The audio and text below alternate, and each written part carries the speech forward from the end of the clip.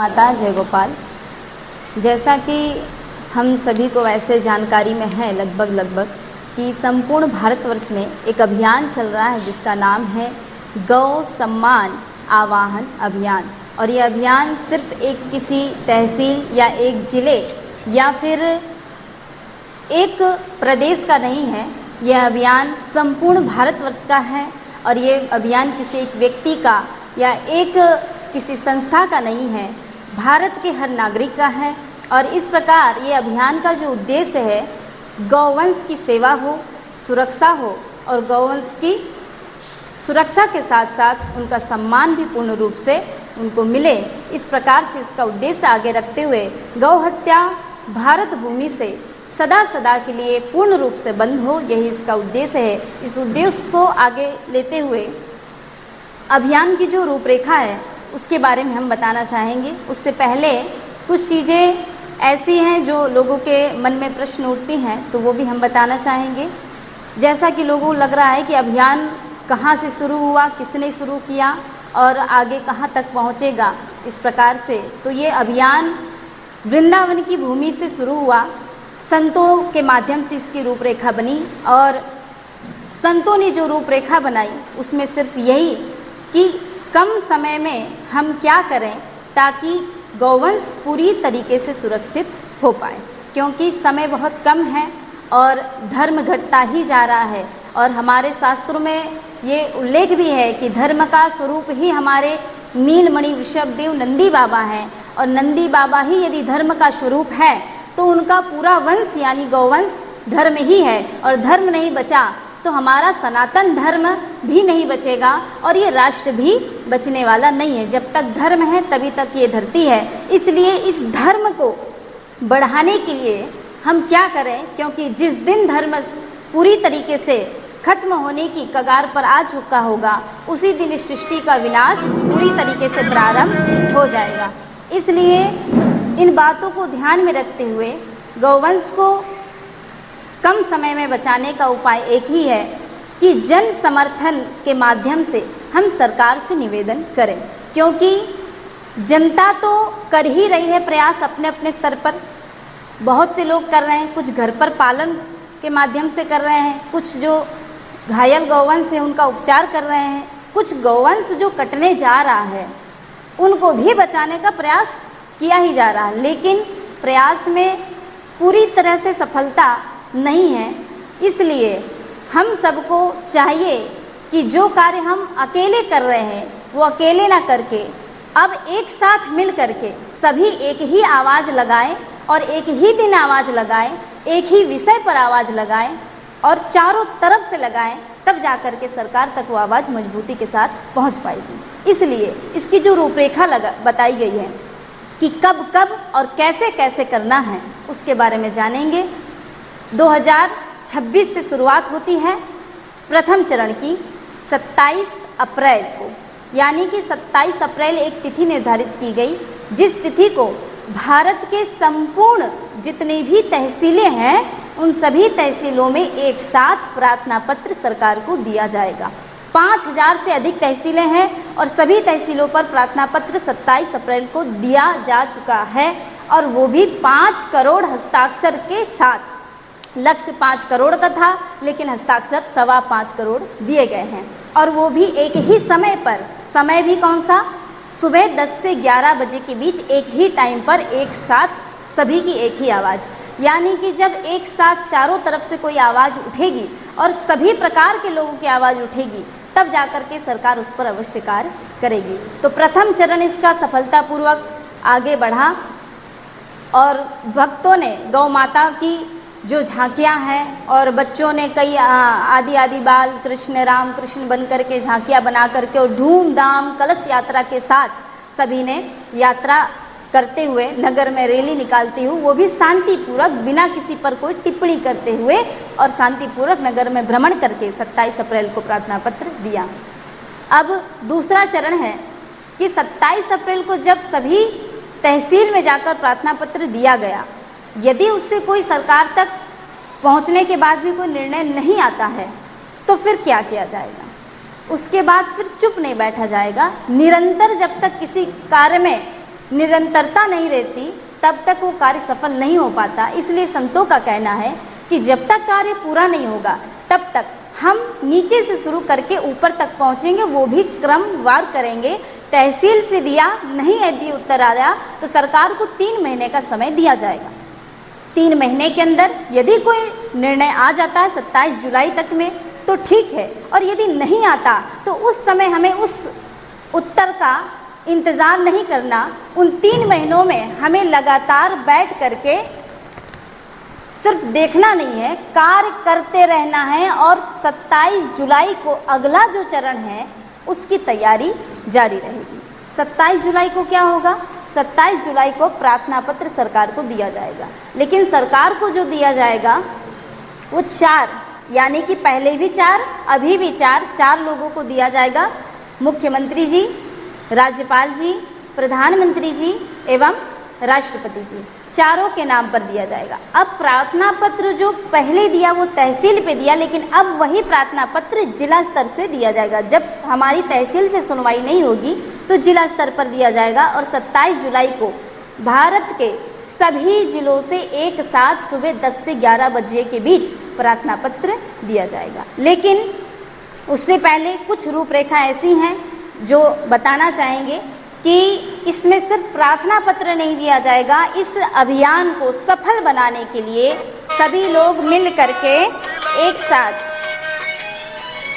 यानी सभी शामिल होना चाहती है तो शामिल होगी, लेकिन उसमें पत्र एक है और जनता सभी है, तो शामिल हुए हैं ये दर्शाया कैसे जाएगा, कैसे पता चलेगा? तो एक ही पत्र में सभी के हस्ताक्षर उसमें करवा लिए जाएंगे। यानी कि इस प्रकार से आपको एक हस्ताक्षर सीट मिली होगी, सभी ने देखा भी होगा। इस हस्ताक्षर सीट में अपना नाम, नंबर और हस्ताक्षर इसमें कर करके सभी को अपना समर्थन देना। वही हस्ताक्षर सीट ले करके एक लाल कपड़े में बांध करके उसको एक सजा करके, भगवान के हस्ताक्षर है गौ माता के कार्य के लिए एक बहुत बड़ी चीज़ है, भागवत जी और रामायण जी से कम नहीं है। वो एक पोथी की तरह हम लोग सभी भारत के सभी नागरिक सजा करके उसे सिर पर धारण कर या फिर जेसीबी में धारण करके अपनी व्यवस्था अनुसार उसको लेकर के डीएम कार्यालय तक जाया जाएगा, और जिसमें सभी भारत के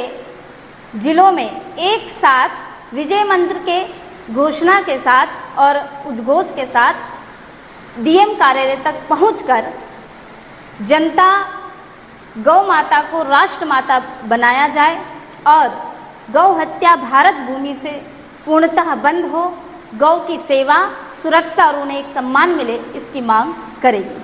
सरकार यदि सुन लेती है तो बहुत बढ़िया, यदि नहीं सुनती है तो फिर सरकार को हम फिर से मौका देंगे 3 महीने का, यानी 3 महीने बाद 27 अक्टूबर तक का हम इंतज़ार करेंगे। 27 अक्टूबर के बीच यदि कोई निर्णय आ जाता है तो ठीक, यदि नहीं आता तो अगला चरण रहेगा हम लोगों का 27 अक्टूबर में देने का प्रदेश की राजधानी में, यानी कि अब तीसरे चरण में 27 अक्टूबर को प्रत्येक राज्य की राजधानी में प्रार्थना पत्र सरकार को सौंपा जाएगा।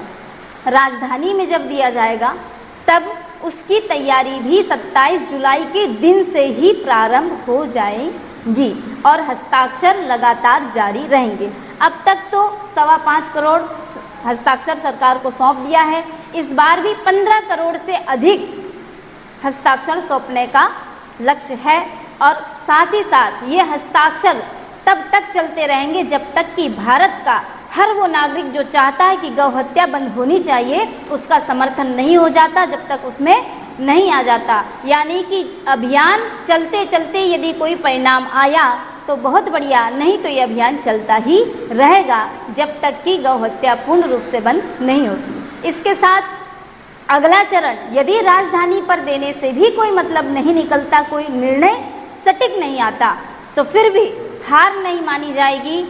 जनता एक साथ लगातार हस्ताक्षर अभियान जारी रखेगी, और फिर चौथा चरण है इस अभियान का, जो कि दिल्ली जाने का केंद्र पर। जब राज्य से सुनवाई नहीं होगी तो फिर केंद्र पर जाकर भी 27 फरवरी को दिया जाएगा। इस प्रकार से इस अभियान की लंबी रूपरेखा है, परंतु आशा है कि 27 अक्टूबर से पहले 27 जो जुलाई को अभी दिया जाएगा प्रार्थना पत्र, उसमें ही सरकारी निर्णय दे देगी। और सरकार निर्णय लगभग आशा है कि देने के लिए कुछ ना कुछ कोई उनको मौका मिलना चाहिए, कोई ऐसा स्टेज मिलना चाहिए जिसमें वो अपनी घोषणा कर सके।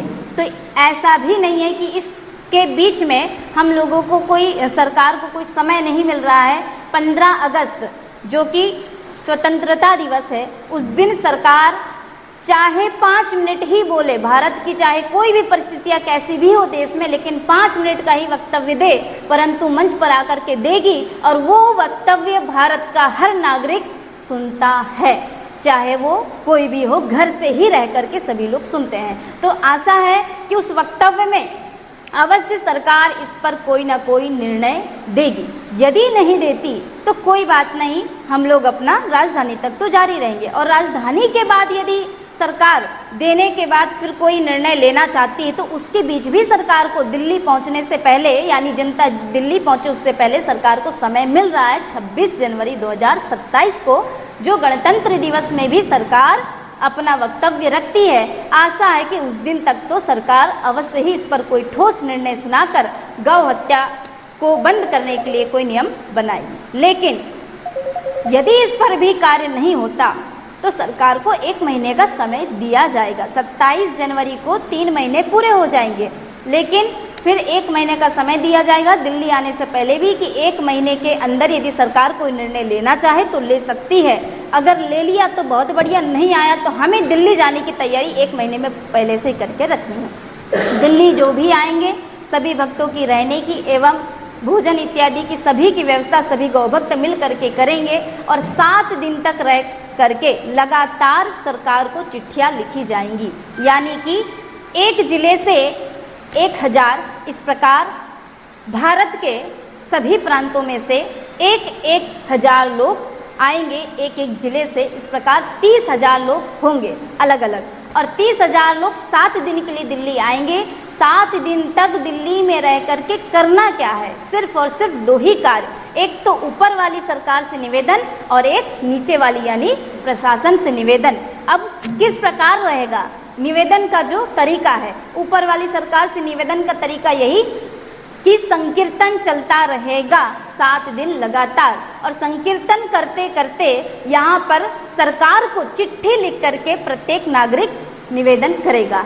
एक व्यक्ति चिट्ठी कितना लिखेगा, ज़्यादा से ज़्यादा लिखने का प्रयास करना है, परंतु अगर कम से कम भी देखा जाए तो एक व्यक्ति सुबह से लेकर शाम तक में 10 चिट्ठी तो आराम से लिख ही लेगा। यदि एक व्यक्ति 10 चिट्ठी भी लिखता है तो वहाँ पर आए हुए 30,000 व्यक्ति 10-10 चिट्ठी लिखेंगे तो 3 लाख चिट्ठियाँ प्रतिदिन की हो गई, और 7 दिन तक वो सारे लोग चिट्ठियाँ लिखेंगे। जैसे ही जय गौ माता, ये अभियान भारत की वृंदावन भूमि से प्रारंभ हुआ, संतों द्वारा चलाया गया है। इसमें कोई व्यक्ति नेतृत्व नहीं कर रहा है, यानी कि इसके अध्यक्ष जो हैं वो नंदी बाबा और प्रधान संरक्षक हमारी भगवती गौ माता हैं। इसमें किसी प्रकार का कोई डोनेशन नहीं लिया जा रहा। इसका नाम है अभियान का गौ सम्मान आवाहन अभियान, जिसका एक ही उद्देश्य है कि गौवंश की सेवा हो, सुरक्षा हो और उनको सम्मान मिले। और ये अभियान लगातार कई चरणों में बांटा गया है और इसमें सरकार को निवेदन किया जाएगा, वो भी शांतिपूर्वक।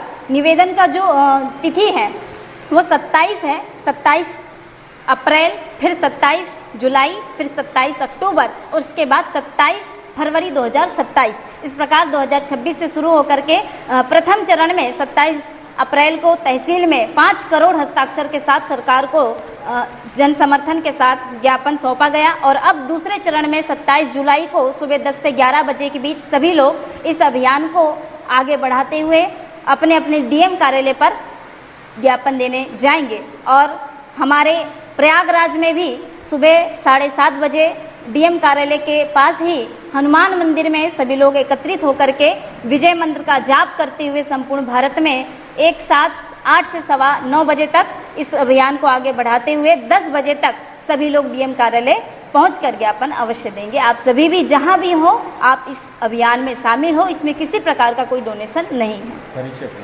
है। मैं साध्वी विमला गोपाल पुष्कर जी।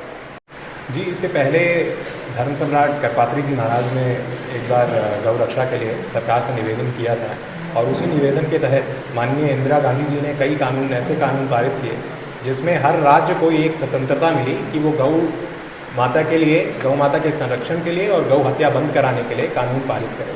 हम देखते हैं कई राज्यों में ऐसे कानून पारित हुए जिसकी वजह से गौ हत्या बंद हुई, लेकिन कुछ राज्य ऐसे भी रह गए जहाँ पे ये कानून इस प्रकार के पारित नहीं हुए। तो उसकी वजह से अब हम ये देखते हैं कि जिन राज्यों में कानून पारित हुए, जिन राज्यों में गौ माता को संरक्षण मिला, उन राज्यों से गौ माता की तस्करी होती है और उनको उन राज्यों में ले जाया जाता है जहाँ पे गौ हत्या हो रही है। तो हम देखते हैं कि कानून तो पारित हुए लेकिन उसका लाभ नहीं हुआ। हमारा संविधान एक वादा करता है, वो वादा ये है, आर्टिकल 48 में कॉन्स्टिट्यूशन कहता है कि state has the responsibility to protect cows and abolish cow slaughter. मतलब गौ माता की संरक्षण और गौ हत्या को बंद कराने की जिम्मेदारी हमारे देश की है, ये संविधान कहता है। तो ये एक वादा है जो कि अधूरा रह गया है और इसी वादे को पूरा करवाने के लिए लोकमत में, ये लोकतंत्र में एक मत रखने का तरीका है। हमने देखा कि तंत्र में मत रखने का एक तरीका आंदोलन है, जो कि हम देख सकते हैं जंतर मंतर पर जिस तरह से चल रहा है और हम उसके परिणाम भी देख सकते हैं। वो एक आंदोलन है और ये एक अभियान है, शांतिपूर्वक तरह से हस्ताक्षर अभियान करके हम प्रयास कर रहे हैं कि सरकार तक अपनी बात पहुंचाई जाए।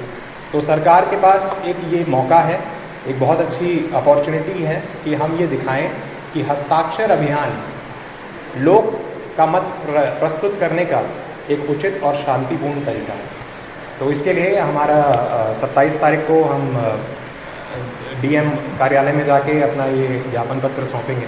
उसके लिए सभी भक्तों से अनुरोध है कि सुबह 7:30 बजे सिविल लाइन्स हनुमान निकेतन मंदिर में आए। वहाँ पे हम गौ माता के पूजन से, शंखनाद से और जैसे दीदी ने बताया विजय मंत्र का जाप करके 1 घंटा वैसे शुरुआत करेंगे और फिर हम सभी साथ में मिलके डीएम कार्यालय में जाके ये गौ माता के लिए जो शुभ कार्य हो रहा है इसको कंप्लीट करेंगे। जय गौ। मेरा नाम अपूर्व तिवारी है, अधिवक्ता उच्च न्यायालय। प्रयागराज का तेजी से बढ़ता अखबार, सनसनीखेज घटनाओं का आईना, कशिश मीडिया हिंदी दैनिक समाचार पत्र, वर्षों से लाखों पाठकों का विश्वास, योग्य और प्रोफेशनल पत्रकारों के साथ सामाजिक उत्थान के लिए कार्यरत, सफलता पूर्वक प्रकाशन के 17 वर्षों से आपके बीच प्रयागराज से प्रकाशित हिंदी दैनिक समाचार। विश्वसनीय खबरों के लिए आज ही जुड़े, बच न पाएगा कोई हमसे छुपकर। कशिश मीडिया की नजर शहर के चप्पे चप्पे पर, भ्रष्टाचार को उजागर करने वाला, जन समस्याओं पर आधारित कशिश मीडिया। समाचार व विज्ञापन के लिए संपर्क करें 94549 73605। अपने शहर की ताज़ा खबरों के लिए कशिश मीडिया हिंदी दैनिक समाचार पत्र फेसबुक पेज और यूट्यूब चैनल को सब्सक्राइब करें और बेल आइकॉन जरूर दबाएं।